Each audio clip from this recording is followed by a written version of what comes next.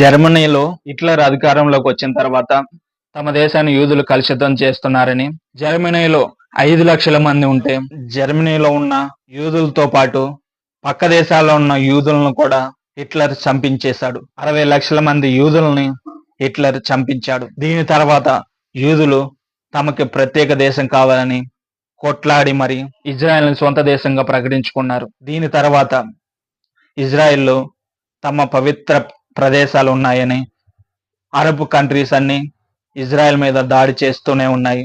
అయినా ఇజ్రాయెల్ యుద్ధంలో గెలుస్తూ అరబ్ దేశాలని తమ వైపు రాకుండా చూసుకుంటున్నాయి. ఇజ్రాయెల్ దగ్గర అణ్వాయుధాలు ఉన్నాయని అరబ్ దేశాలు యుద్ధం చేయడానికి భయపడుతున్నాయి.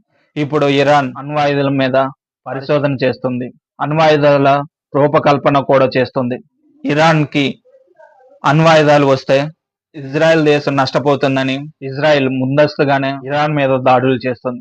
దీని గురించి పూర్తి వీడియో కావాలంటే కింద ఉన్న బటన్ క్లిక్ చేసి పూర్తి వీడియో చూడండి. అలానే ఇలాంటి ఇన్ఫర్మేటివ్ వీడియోస్ కోసం మన ఛానల్ని సబ్స్క్రైబ్ చేసుకోండి.